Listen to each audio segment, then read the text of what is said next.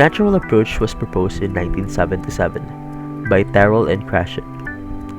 The term natural emphasized on the principles of naturalistic language learning towards young students. Similarly, the natural approach is defined by Montero to be believed to come from naturalistic principles found in successful language acquisition.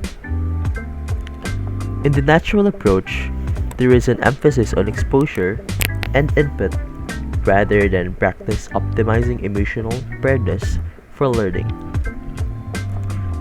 A prolonged period of attention to what the learners hear before they try to produce the language, and the willingness to use other materials such as written books as a source of comprehensible input.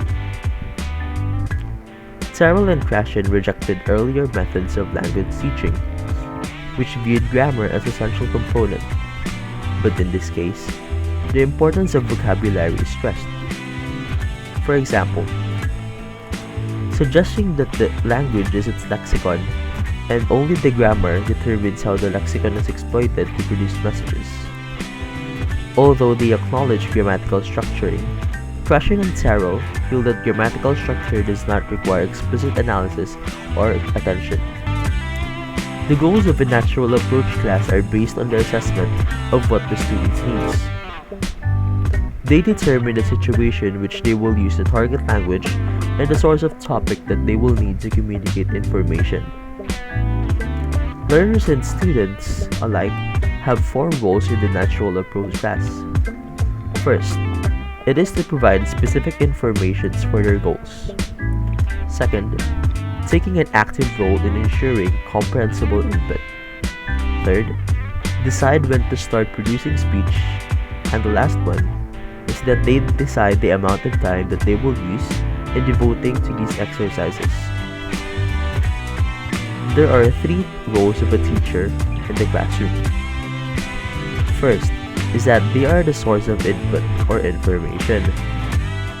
In this situation, teachers are usually the primary source of information for students. Second, they are the ones who create atmosphere suitable for students in the classroom. They set the mood for the best situation for students to learn and excel properly.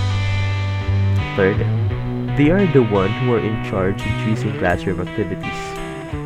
The teacher is in charge of what the students need for that specific situation, what would make them improve better in that prolonged period of time.